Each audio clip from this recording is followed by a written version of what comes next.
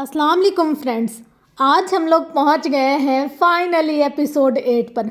मतलब जैसे जैसे एपिसोड आगे आगे जा रही है ना, वैसे वैसे हमारा दिल भी जा रहा है आगे आगे आगे क्या होगा इस कहानी में। क्या इतने सारे एडवेंचर्स हैं ना, मतलब इंसान को समझ नहीं आ रहा। कहानी सारी एक ही चल रही है पर उसमें कभी कोई आ रहा है कभी कोई आ रहा है। इसलिए इस नावल को कहा जाता है 7 पहरों की कहानी। मतलब इसमें जो हानम है और जो आरजे है, उनकी लव स्टोरी को इतना कोई मतलब ड्रामेटिक और यूँ लग रहा है ये किसी और करेक्टर की बात हो रही है, पर असल में उसकी बात हो रही होती है। क्या यार फ्रेंड्स, इतनी ज़बरदस्त कहानी है ना। मतलब इसको सुन के ना दिल करता है अब ये एपिसोड ख़त्म ना हो, बल्कि इसके आगे क्या हो रहा है वो हमें पता चलना चाहिए। तो ये नावल लिखा है नूर राजपूत ने। नो डाउट बहुत खूबसूरत लिखती है, बहुत अच्छा लिखती हैं। आप लोग अपना फीडबैक मुझसे कमेंट बॉक्स में शेयर करेंगे ताकि मुझे पता चले कि आप लोगों को मज़ा आ रहा है या नहीं आ रहा। अच्छा, इसके अलावा जब ये नावल एंड हो जाएगा तो आप कौन सा नावल सुनना चाहते हैं वो भी आप मुझे बताएंगे कमेंट सेशन में। तो फ्रेंड्स, बग़ैर कोई टाइम ज़ाया किए, बग़ैर कोई बहुत लंबी चौड़ी बात किए, हम डायरेक्ट अपनी स्टोरी को शुरू करते हैं। Ready set go. जब आंख खुली तो इसने अपने आप को हॉस्पिटल के बेड पर पाया था। वो एक झटके से उठ बैठी थी, लेकिन सर पर लगने वाली चोट की वजह से अचानक चक्कर सा आ गया था। लेटी रहो माही, तुम ठीक हो। ईला जो पास ही बैठी थी न्यूज़पेपर पढ़ रही थी, माही को उठता देखकर इसकी तरफ लपकी। ये मुझे क्या हुआ है? माही ने अपने सर पर हाथ रखते हुए पूछा था। कुछ नहीं, तुम्हारे सर पर चोट लग गई थी, लेकिन अब तुम ठीक हो। चोट कैसे? हम तो रेस्टोरेंट से बाहर निकल रहे थे ना। इतना मत सोचो माही, सब ठीक है, मैं डॉक्टर से बात करके आती हूँ। उन्होंने कहा था कि होश में आते ही तुम्हें डिस्चार्ज कर दिया जाएगा। ईला इसका हाथ थपथपाते बाहर निकल गई थी, जबकि माही नासमझी से इसे बाहर जाता देख रही थी। Hello mister Jordan. ईला ने हॉस्पिटल की राहदारी में रखी कुर्सी पर बैठे जॉर्डन को पुकारा। जॉर्डन वही शख्स था जिसकी वजह से माही को चोट आई थी।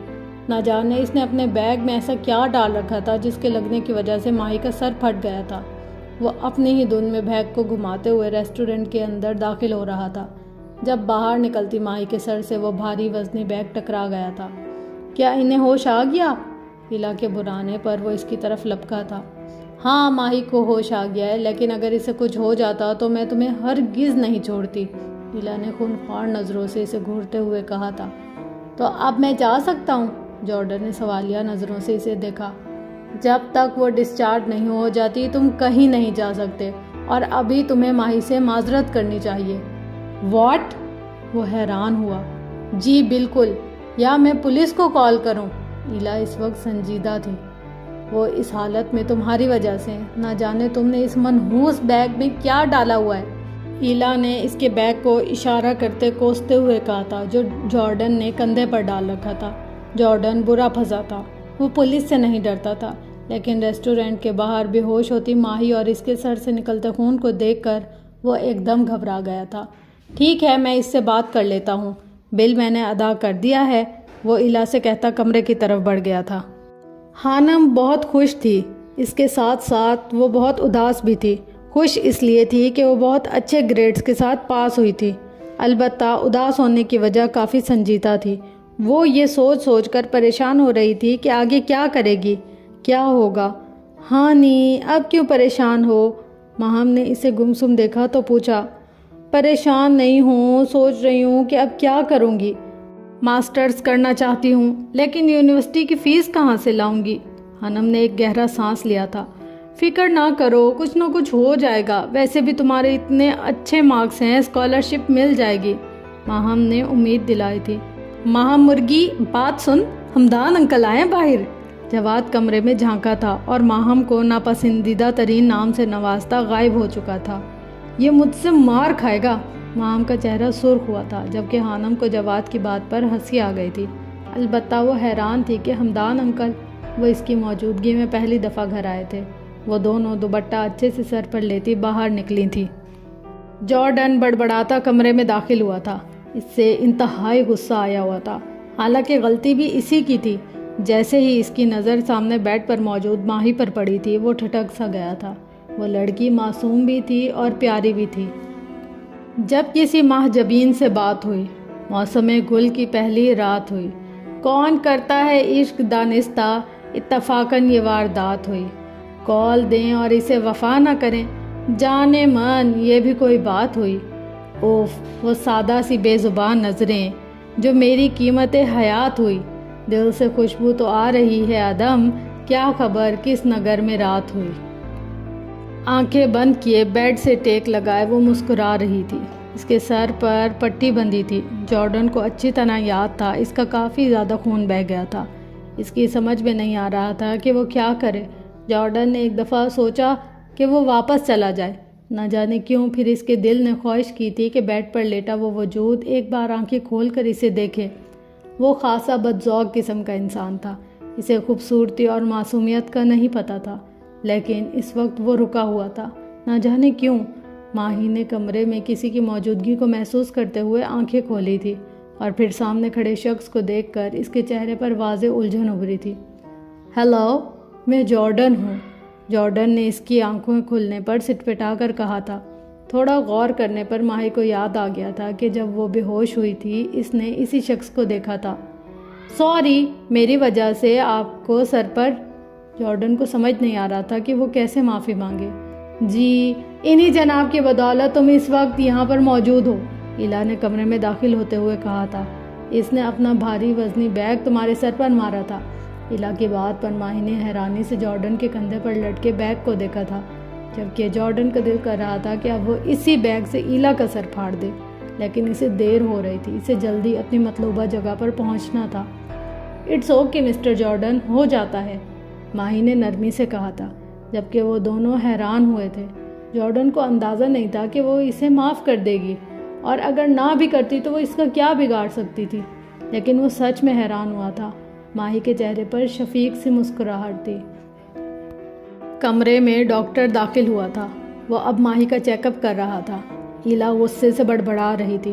جارڈن کو جب اپنا آپ وہاں اضافی لگا تو وہ خاموشی سے وہاں سے نکل آیا تھا۔ وہ تیز تیز قدم اٹھاتا باہر کی جانب بڑھ رہا تھا۔ اسے اچھے سے یاد تھا کہ اس وقت اینتھنی اس کا انتظار کر رہا ہوگا۔ ماشاء اللہ، تمہاری بیٹیاں بہت پیاری ہیں آسی، حمدان نے اپنے سامنے میز پر چائے رکھتی ہانم کو دیکھ کر کہا تھا۔ اتنی زبردست کامیابی پر بہت بہت مبارک ہو بیٹا۔ انہوں نے ہانم کے سر پر ہاتھ رکھا تھا۔ ہانم کو ایک دم شفقت کا احساس ہوا تھا۔ میں ماہین سے مل کر آیا ہوں ابھی کچھ دن پہلے، بزنس ٹور تھا، معذرت کرتا ہوں اتنے دنوں سے خیریت پوچھنے نہیں آیا، وہ چائے کا کپ اٹھاتے ہوئے کہہ رہے تھے۔ ہانم کو حیرت ہوئی تھی کہ اتنا بڑا آدمی کیسے عام لوگوں کی طرح ان کے گھر میں موجود تھا، اور تو اور اوپر سے معذرت کر رہا تھا۔ گرے رنگ کی پینٹ اور سفید شرٹ اور گرے ہی کوٹ پہنے وہ شخص انتہائی شاندار شخصیت کا مالک لگ رہا تھا۔ عمر 50 کے قریب تھی، لیکن وہ 40-45 سے زیادہ کا نہیں لگتا تھا۔ کیسی ہے آپ کی بیٹی؟ چھوٹی ہوگی نا وہ تو، کیونکہ میری شادی کے بعد ہی آپ کی شادی ہوئی تھی نا۔ آسیہ بیگم اب 20-22 سال پہلے کی طرح اسے تم نہیں بلا پا رہی تھی۔ وہ اب کافی رعبدار شخصیت کا مالک بن گیا تھا۔ ان کی بات سن کر ایک پل کے لیے سیٹھ حمدان کے چہرے کا رنگ پھیکا پڑا تھا۔ ہاں وہ ٹھیک ہے، وہ ہنس دیے تھے، ٹوٹی پھوٹی سی ہنسی۔ وہ نہ کردہ جرم کی سزا آج تک بھگت رہے تھے۔ انکل، آپ کی بیٹی پیرس میں پڑھتی ہے؟ مہم نے اشتیاق سے پوچھا تھا۔ جی، حمدان صاحب نے جواب دیا تھا۔ پھر تو بہت پیاری ہوگی، مہم بڑبڑائی تھی۔ اسے ماہین حمدان کو دیکھنے کا تجسس ہو رہا تھا۔ وہ تو ابھی بہت چھوٹی ہوگی نا، آپ نے اکیلے اتنی دور بھیج دیا؟ بالآخر آسیہ بیگم نے وہ سوال پوچھ ہی لیا تھا جس سے حمدان صاحب بچنا چاہ رہے تھے۔ جی نہیں، ماشاء اللہ 23 سال کی ہونے والی ہے میری بیٹی، حمدان صاحب نے مری مری سی آواز میں جواب دیا تھا، جسے سن کر آسیہ بیگم کا منہ حیرت سے کھل گیا تھا۔ ٹائیگر باکسنگ کلب تماش بینوں سے بھرا پڑا تھا۔ جارڈن جارڈن، ہر طرف سے جارڈن کے نعرے لگ رہے تھے۔ سنو جارڈن، تم نے ہارنا ہے اس بار۔ اگر تم جونی سے ہار گئے تو ہم بہت سا پیسہ کما سکتے ہیں۔ اینتھنی اس کے پاس کھڑا اس کے کانوں میں جیسے منتر پھونک رہا تھا۔ سن رہے ہو نا تم؟ اینتھنی نے اسے متوجہ نہ پا کر دوبارہ کہا تھا۔ سن رہا ہوں، جارڈن کی آنکھیں سرخ انگارہ ہو رہی تھی۔ ریلیکس رہو، بس تم نے ہارنا ہے، وہ اسے حکم دیتا ایک سائڈ پر چلا گیا تھا، اور اب جارڈن ہٹے کٹے جونی کے سامنے کھڑا تھا۔ جیسے ہی سیٹی کی آواز گونجی، جونی اس کی طرف لپکا تھا اور اب بری طرح ایک دوسرے پر وار کر رہے تھے۔ جارڈن سرخ جبکہ جونی پیلے رنگ کی وردی میں ملبوس تھا۔ جارڈن کا ایک زوردار گھونسا جونی کے منہ پر پڑا تھا۔ جونی پیچھے کی جانب لڑکھڑایا تھا۔ ہر طرف سے جارڈن کی صدائیں گونج رہی تھیں۔ وہاں اس کے چاہنے والے شائقین کی بہت بڑی تعداد موجود تھی۔ اینتھنی نے جارڈن کو اشارہ کیا تھا اور جارڈن نے خود کو ڈھیلا چھوڑ دیا تھا۔ اب جونی اسے بری طرح پیٹ رہا تھا جبکہ جارڈن صرف مارنے کا تکلف کر رہا تھا۔ جارڈن پر پیسہ لگانے والے لوگ ایک دم بجھ سے گئے تھے۔ جونی نے ایک زوردار مکہ جارڈن کے منہ پر مارا تھا۔ جارڈن کے منہ سے خون کا فوارہ نکل آیا تھا۔ جیسے ہی جارڈن کی نظر اپنے خون پر پڑی، اس کی آنکھوں میں ریسٹورنٹ کے باہر نیچے گرتی ماہی کا سراپا گھوم گیا تھا جس کے سر سے خون بہہ رہا تھا۔ جارڈن کا دماغ ایک دم گھما تھا۔ وہ کسی خونخوار جانور کی طرح جونی کی طرف بڑھا تھا۔ جارڈن نو، جارڈن نو، نو جارڈن! اینتھنی جارڈن کے بدلے ہوئے تیور دیکھ کر آہستہ سے بڑبڑایا تھا کیونکہ وہ جانتا تھا اب جونی کی خیر نہیں تھی۔ وہ ہارنے کے ساتھ ساتھ اپنی ہڈیاں بھی توڑوانے والا تھا۔ اینتھنی سر پیٹ کر رہ گیا تھا۔ یہ موبائل کس کے لیے ہے؟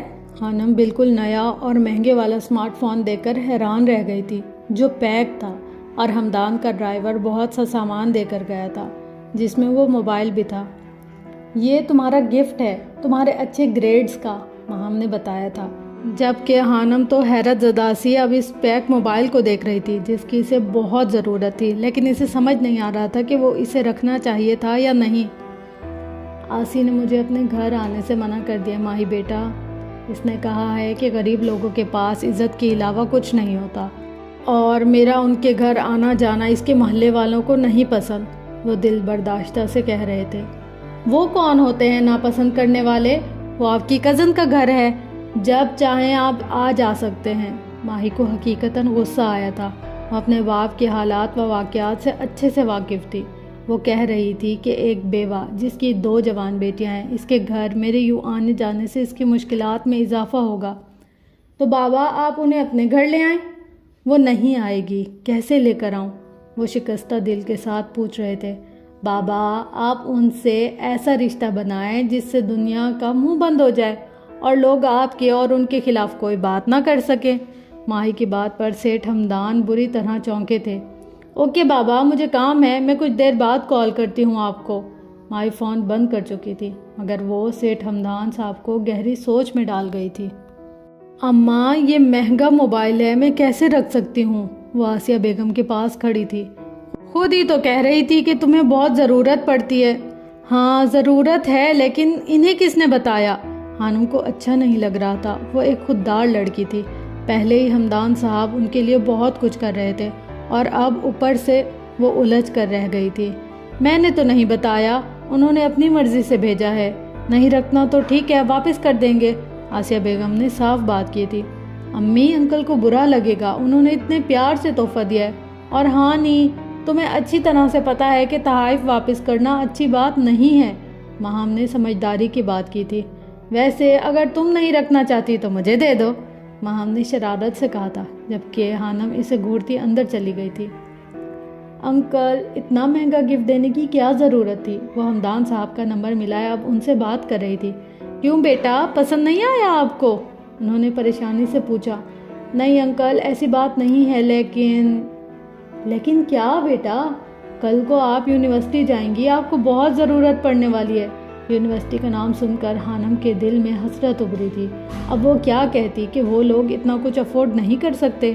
انکل پتہ نہیں یونیورسٹی جانا بھی ہے یا نہیں، اور اگر قسمت لے گئی تب لے لیتی نا۔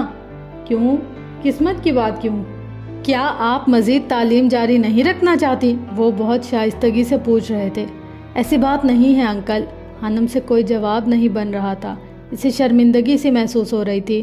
اچھا آپ ایسا کریں کہ جس یونیورسٹی میں دل چاہے اپلائی کر دیں، باقی میں خود دیکھ لوں گا۔ ہمدان صاحب کی بات نے اسے سن کر دیا تھا۔ لیکن انکل، وہ کچھ کہنا چاہتی تھی۔ جانتا ہوں کہ آپ بہت خوددار بچی ہیں، میں کوئی احسان نہیں کر رہا، یہ ایک قرض ہوگا، جب آپ اس قابل ہو جائیں اتار دینا۔ خانم کی آنکھوں میں نمی پھیلی تھی، شاید اس کی دعائیں سن لی گئی تھی۔ اسے سمجھ نہیں آ رہا تھا کہ وہ کیا جواب دے۔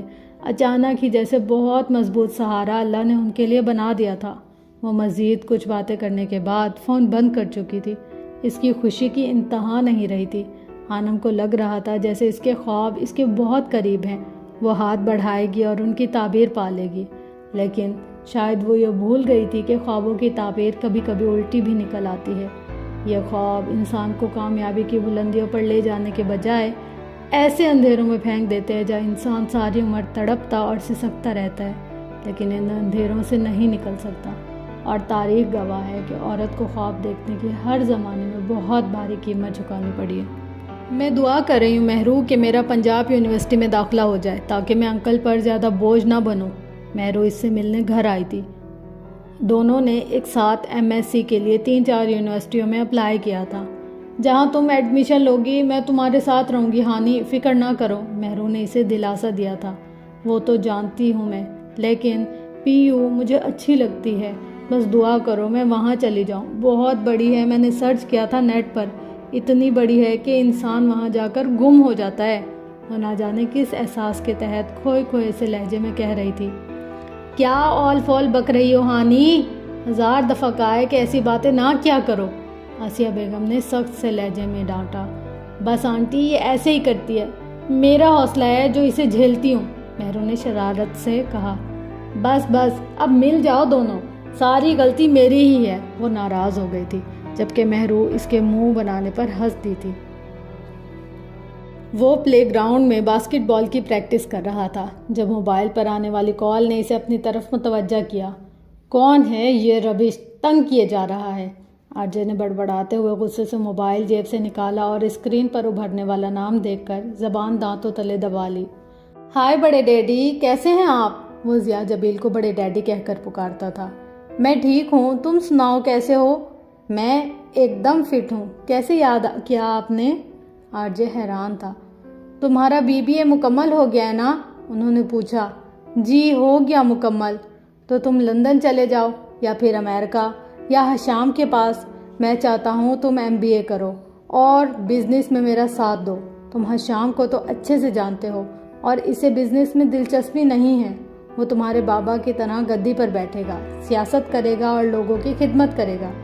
انہوں نے صاف صاف اپنی بات مکمل کی تھی۔ RJ کے چہرے پر ناگواری پھیلی تھی۔ بڑے ڈیڈی، آپ مجھے اچھے سے جانتے ہیں، میں وہی کام کرتا ہوں جو میرا دل چاہتا ہے اور میں اپنی یونیورسٹی کو چھوڑ کر اب بھی تو نہیں جانے والا۔ البتہ اگر کچھ ماہ میں میرا موڈ بدل گیا تو آپ کو بتا دوں گا، لیکن تمہیں اب… وہ کچھ کہنا چاہتے تھے۔ ڈیڈ میرا میچ ہے، میں بعد میں بات کرتا ہوں۔ وہ ان کی بات سنے بنا فون بند کر چکا تھا۔ کیا مصیبت ہے یار، کیوں پیچھے پڑ گئے ہیں میرے، جینے کیوں نہیں دیتے؟ RJ نے بڑبڑاتے ہوئے موبائل آف کیا تھا۔ دیکھو آسیہ، میں تم سے بہت ضروری بات کرنے آئی ہوں، میری بات کو دھیان سے سننا۔ زبیدہ آپا آج پھر ان کے گھر حاضر تھی۔ خانم کو کچھ غیر معمولی سا محسوس ہو رہا تھا۔ پھر آ گئی یہ لوگوں کی برائیاں کھٹنے کے لیے، مہام نے ناگواری سے کہا تھا۔ مجھے کچھ ٹھیک نہیں لگ رہا، خانم کا دل نہ جانے کیوں ڈر رہا تھا۔ جی جی آپا بولیں، آسیہ بیگم نے متوجہ ہوتے ہوئے کہا تھا۔ ارے شکر ادا کرو آسیہ، میں تمہاری بیٹی کے لیے، اپنی ہانی کے لیے رشتہ لائی ہوں۔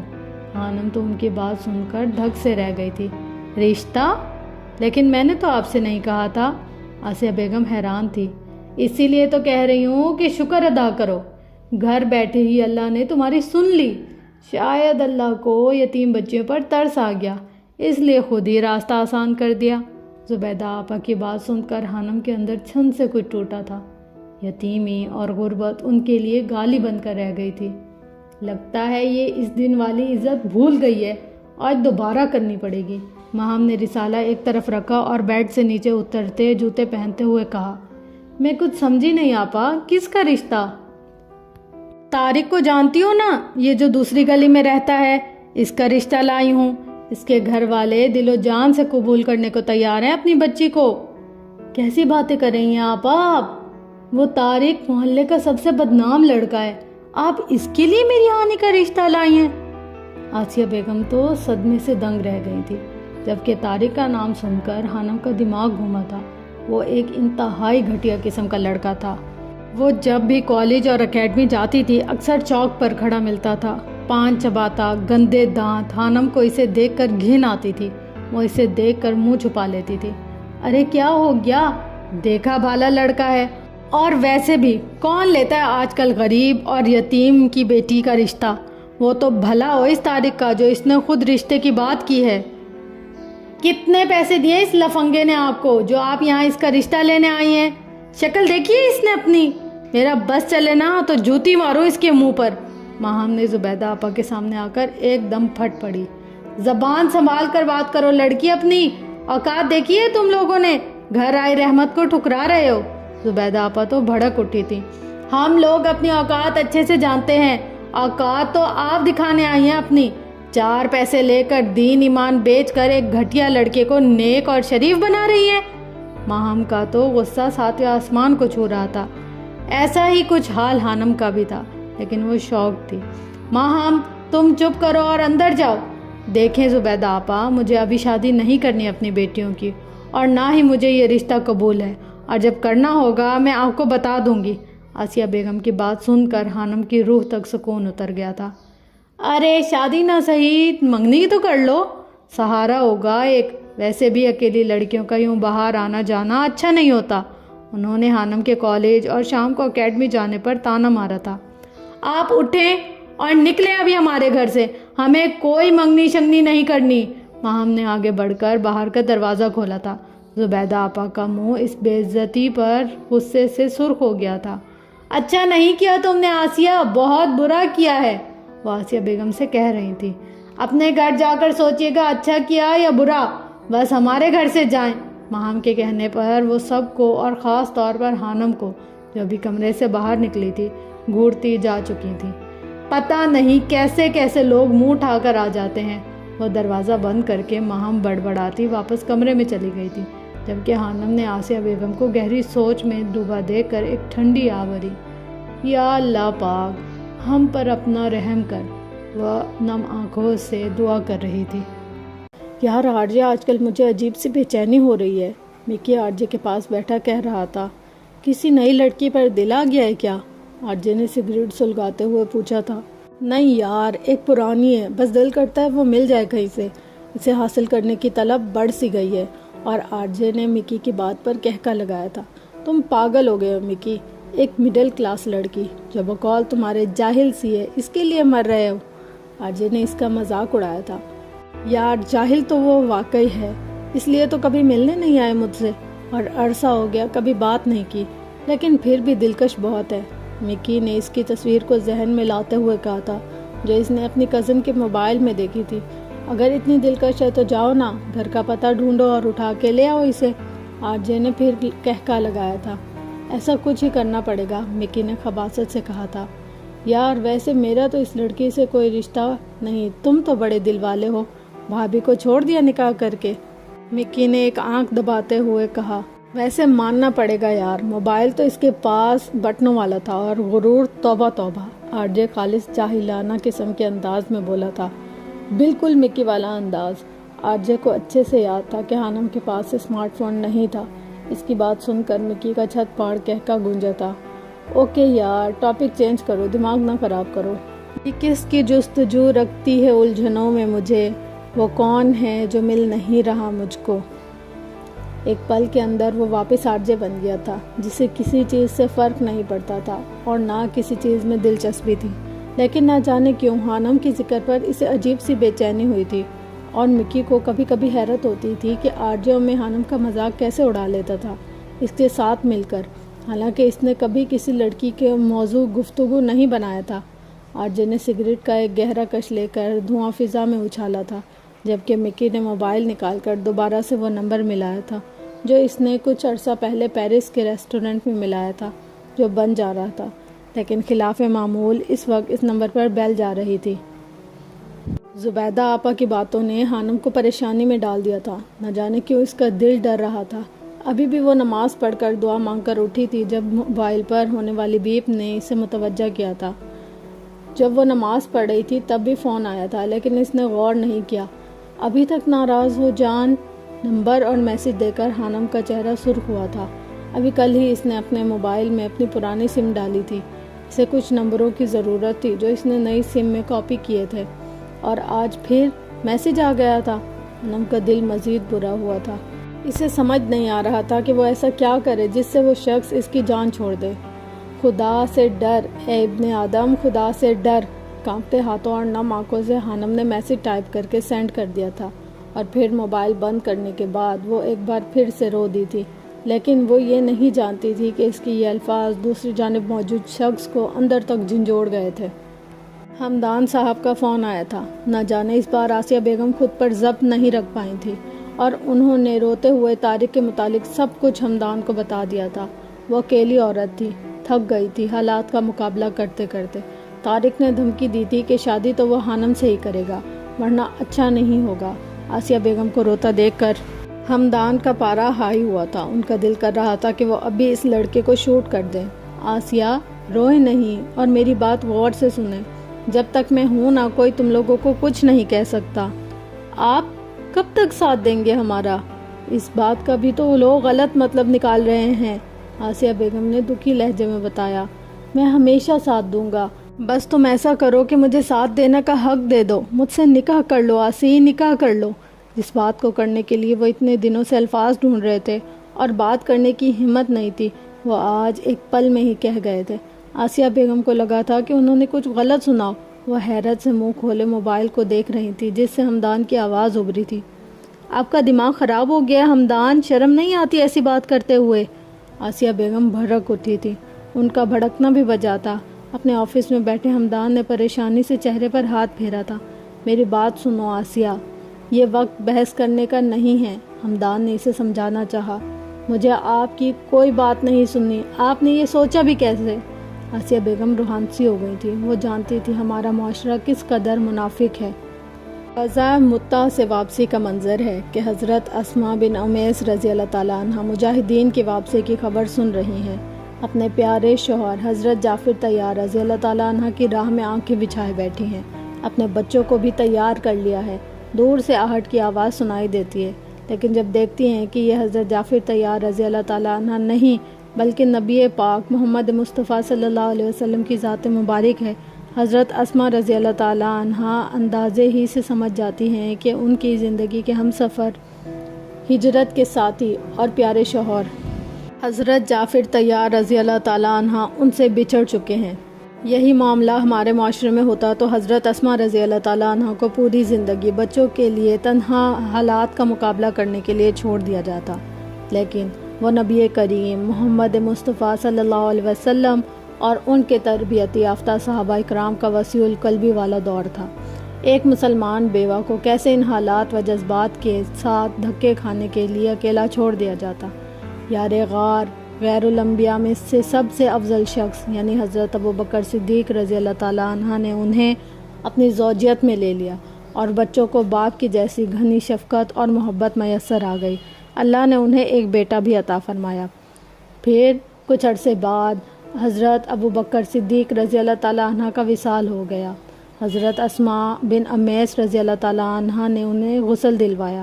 2 دفعہ بیوہ ہونا ہمارے تنگ نظر معاشرے کے لیے تو انہونی بات ہے کہ وہ غیرت مند جلان ان باتوں سے ناواقف تھے۔ مسلمان عورت کو فوراً معاشرتی دھارے کی زندگی میں ہم آہنگ کر لیا جاتا تھا تاکہ اسے تن تنہا نفسیاتی اور جذباتی جنگ نہ لڑنی پڑے۔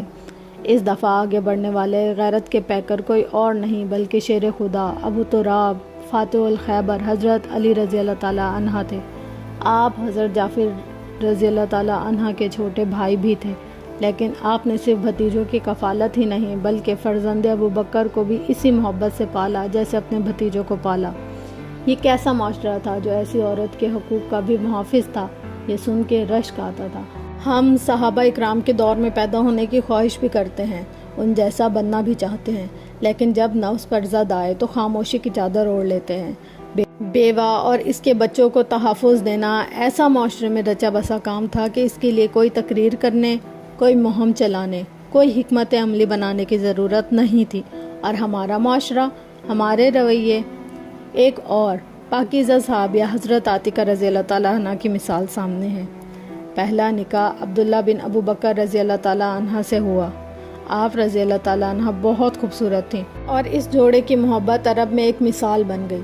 حضرت عبداللہ بن ابو بکر رضی اللہ تعالیٰ عنہ نے ایک دن محبت میں آ کر ان سے عہد کر لیا کہ اگر میں آپ کی زندگی میں وفات پا گیا تو آپ دوسرا نکاح نہیں کریں گی۔ پھر حضرت عبداللہ رضی اللہ تعالیٰ عنہ کچھ عرصے بعد شہید ہو گئے، لیکن اس معاشرے میں بیوہ خاتون کو تنہا چھوڑنے کی مثال محیر العقل تھی، اس لیے بڑوں کے سمجھانے پر آپ نکاح ثانی کے لیے راضی ہو گئیں۔ حضرت عمر رضی اللہ تعالیٰ عنہ جو آپ کے چچا زاد بھائی بھی تھے، انہوں نے حضرت عاتقہ رضی اللہ تعالیٰ عنہ کو اپنے نکاح میں لے لیا۔ کچھ عرصے بعد حضرت عمر بھی شہید ہو گئے۔ عدت پوری کرنے کے بعد عشرہ مبشرہ صحابی حضرت زبیر بن العوام رضی اللہ تعالیٰ عنہ نے نکاح کا پیغام بھیجا اور اب حضرت عاتقہ رضی اللہ تعالیٰ عنہ ان کے نکاح میں آ گئی۔ کچھ عرصہ بعد حضرت زبیر بن العوام رضی اللہ تعالیٰ عنہ نے بھی جام شہادت نوش کیا۔ آپ رضی اللہ تعالیٰ عنہ کے بارے میں مشہور ہو گیا تھا کہ جسے شہادت کی تمنا ہو وہ آپ رضی اللہ تعالیٰ عنہ سے نکاح کر لے۔ اسی مناسبت سے آپ رضی اللہ تعالیٰ عنہ کو شہداء کی زوجہ کہا جاتا تھا۔ اس عظیم مثال کا معاشرے سے مقابلہ کریں۔ اللہ اللہ، کیسے کھلے دل والا معاشرہ تھا، اور ہمارا معاشرہ کیسا تنگ نظر اور گھٹن کا شکار معاشرہ ہے۔ ایسا معاشرہ جہاں بیوہ کو تنہا حالات کا مقابلہ کرنے کے لیے چھوڑ دیا جاتا ہے۔ جن مشکلات و مصائب کے پہاڑ مردوں کی نظر اور دوسری عورتوں کے ساتھ یہ خواتین گزارا کرتی ہیں، معاشرہ ان سے جینے کا حق سلب کر لیتا ہے، اور یہ وہ تمام واقعات سوچ کر افسردہ سی خاموشی اختیار کر گئی تھی، جسے ہمدان نے اچھی طرح بھانپ کر بات بدلی اور مخاطب ہوئے۔ اچھا یہ سب چھوڑو، میری ہانی بیٹی سے بات کراؤ، مجھے ایک ضروری بات کرنی ہے۔ ہمدان نے بات بدلتے ہوئے کہا۔ وہ چاہتے تھے کہ آسیہ اس بات کا فیصلہ سوچ سمجھ کر کریں، کسی کے دباؤ میں آ کر نہیں۔ جی انکل، السلام علیکم، کیسے ہیں آپ؟ آسیہ بیگم نے فون حانم کو پکڑا دیا تھا۔ وعلیکم السلام بیٹا، آپ نے لسٹ چیک کی؟ فرسٹ لسٹ میں آپ کا نام آ چکا ہے۔ اب یہ بتائیں کہ واقعی آپ پنجاب یونیورسٹی میں ایڈمیشن لینا چاہتی ہیں؟ وہ سنجیدگی سے پوچھ رہے تھے، جبکہ حانم تو دنگ رہ گئی تھی۔ اسے یقین نہیں آ رہا تھا کہ وہ واقعی میرٹ پر پورا اتری ہے۔ کتنے ہی پل وہ خوشی سے کچھ بول نہیں پائی تھی۔ بولیں ہانی بیٹا، وہ پوچھ رہے تھے۔ جی انکل، مجھے اسی یونیورسٹی میں پڑھنا ہے۔ اب مجھے کیا کرنا ہوگا؟ وہ خوشی اور حیرت کے ملے جلے تاثرات سے پوچھ رہی تھی۔ کچھ نہیں، بس کل آپ نے تیار رہنا ہے، 12 بجے کے قریب میں لینے آؤں گا، پھر آپ کے ایڈمیشن کے لیے چلیں گے۔ وہ اپنی بات مکمل کر کے فون بند کر چکے تھے، جبکہ حانم کا دل خوشی سے اڑ رہا تھا۔ وہ ایک پل میں جیسے سارے دکھ بھول گئی تھی۔ تم سے میں نے کتنی بار کہا نا، ہارنا ہے جارڈن، تمہیں بات سمجھ کیوں نہیں آتی؟ اینتھنی سر پر ہاتھ رکھے افسوس سے سامنے بیٹھے جارڈن سے کہہ رہا تھا۔ ہر وقت سر پر خون کیوں سوار رہتا ہے تمہارے؟ اچھے بھلے ٹھیک جا رہے تھے، اچانک تمہیں کیا ہوا تھا؟ مجھے نہیں پتا اینتھنی، مجھے سمجھ نہیں آ رہا کہ مجھے کیا ہوا تھا۔ اچانک وہ ہاسپٹل والی لڑکی، وہ کہتا کہتا اچانک چپ ہو گیا تھا۔ لڑکی؟ کون سی لڑکی؟ دیکھو جارڈن، اگر کسی لڑکی کا چکر ہے تو ابھی ختم کر دو، یہ لڑکیاں مردوں کو کمزور بنا دیتی ہیں۔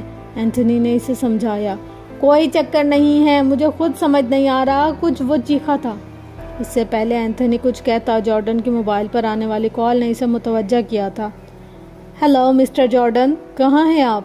آپ کی مدر کی حالت بہت نازک ہے، ان کا آپریشن کرنا پڑے گا۔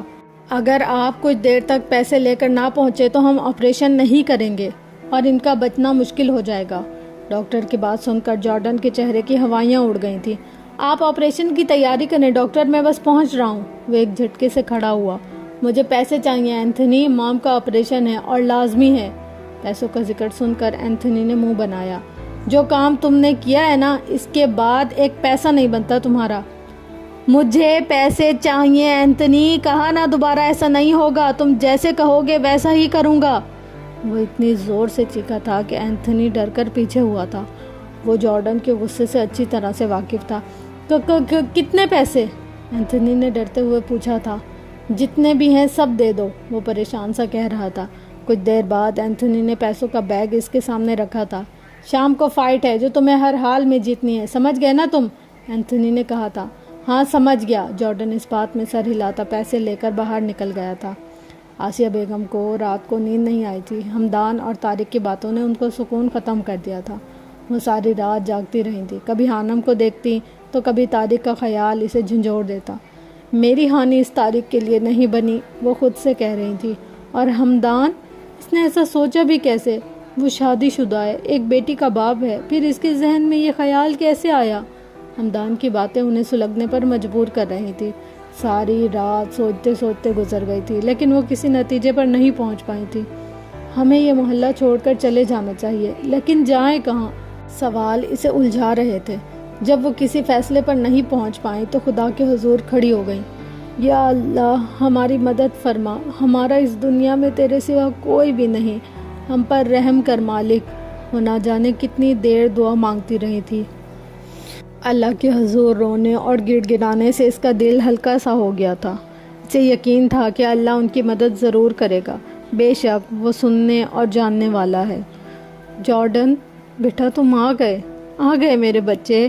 مارتھا نے تھوڑی سی آنکھیں کھول کر جارڈن کو دیکھا تھا جو اس کا ہاتھ تھامے پاس بیٹھا تھا۔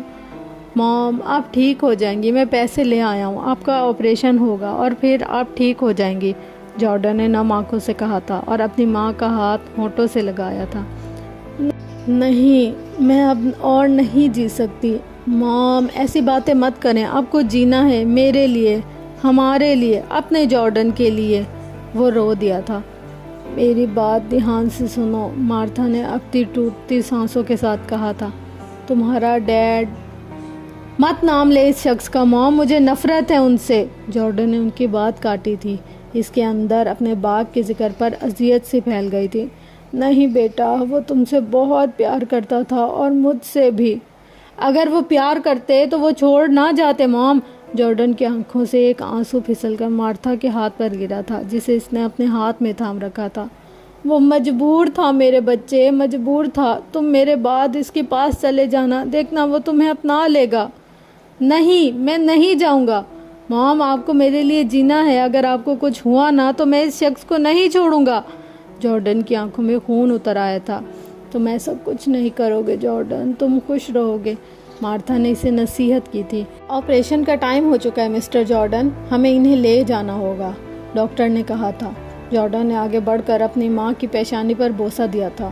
مارتھا نے ایک شفیق سی مسکراہٹ لیے اسے دیکھا تھا اور پھر ڈاکٹرز اسے آپریشن تھیٹر میں لے گئے تھے۔ وہ نم آنکھوں سے اپنی کل کائنات کو جاتے دیکھ رہا تھا۔ اس کے جانے کے بعد جارڈن کو یاد آیا تھا کہ اس کی فائٹ تھی جو اسے کسی بھی قیمت پر جیتنی تھی۔ وہ آنکھوں کو صاف کرتے باہر کی طرف بڑھ گیا تھا۔ ہانو آپی، انکل آ گئے ہیں، باہر جلدی آ جاؤ، جواد نے خبر دی تھی۔ ہانم تیار تھی، اس نے چادر اٹھا کر اچھی طرح سے اوڑھا تھا۔ دھیان رکھنا اپنا، اور جب ایڈمیشن ہو جائے تو فون کر دینا، آسیہ بیگم نے اسے تنبیہ کی تھی۔ ٹھیک ہے امی، ہانم نے فائل اٹھاتے ہوئے کہا تھا۔ ہمدان صاحب اندر نہیں آئے تھے، وہ باہر ہی گاڑی میں بیٹھے رہے تھے۔ وہ دعا مانگتی گھر سے باہر نکلی تھی۔ ہانم نے دکان کے باہر کھڑے طارق کو دیکھا تھا جو اسے گھور گھور کر دیکھ رہا تھا۔ وہ اسے نظر انداز کرتی گاڑی میں بیٹھ گئی تھی جسے ہمدان صاحب نے ایک سیکنڈ بھی ضائع کیے بنا آگے بڑھا دیا تھا۔ بی جان، اس گدھے کو فون کر کے سمجھا دیں کہ وہ اب سنجیدہ ہو جائے اپنے مستقبل کو لے کر، سید جبیل بی جان سے کہہ رہا تھا، اور تعریف آر جے کی ہو رہی تھی۔ جبیل صاحب آر جے کو ہمیشہ گدھا ہی کہتے تھے، اس کی حرکتیں ہی ایسی تھیں۔ شاہ نے فون کیا تھا اسے، وہ کہہ رہا ہے کہ وہ یونیورسٹی نہیں چھوڑنا چاہتا، بی جان نے بتایا تھا۔ کچھ دن پہلے ضیاء جبیل نے اسے فون کیا تھا جو بات سننے کو راضی نہیں تھا۔ اللہ اس گدھے کو عقل دے، وہ پریشان ہوئے تھے۔ بھائی جان، آپ پریشان نہ ہو، ابھی بچہ ہے، سمجھ جائے گا، بی جان نے تسلی دی تھی۔ بچہ نہیں ہے، وہ باپ ہے سب کا، لیکن عقل تو اس میں گدھے جتنی بھی نہیں ہے۔ وہ بڑبڑاتے باہر نکل گئے تھے، جبکہ بی جان سوچ رہی تھی کہ ایسا کیا کیا جائے جس سے آر جے کو عقل آ جائے۔ آپ خوش ہیں نا ہانی بیٹا؟ ہمدان صاحب نے خاموش بیٹی ہانم سے پوچھا تھا۔ جی انکل، بہت، میں نے کبھی نہیں سوچا تھا کہ میں اس یونیورسٹی میں پڑھ پاؤں گی۔ اس کا ایڈمیشن ہو چکا تھا، وہ اب واپس گھر جا رہے تھے۔ ہانم کے ڈپارٹمنٹ والے سیٹھ ہمدان صاحب کو اچھے سے جانتے تھے، انہیں زیادہ دیر نہیں لگی تھی، جلد ہی اس کا ایڈمیشن ہو گیا تھا۔ کوئی بات نہیں، اب دل لگا کر پڑھنا اور کچھ بن کر دکھانا، وہ اس کا حوصلہ بڑھا رہے تھے۔ اب میرا گھر دیکھنا چاہو گی یا آپ کو آپ کے گھر چھوڑ دوں؟ انکل پھر کبھی دیکھ لوں گی، آپ مجھے میرے گھر چھوڑ دیں، میں انتظار کر رہی ہوں گی، ہانم نے جواب دیا تھا۔ آپ کی وائف کیسی ہے انکل؟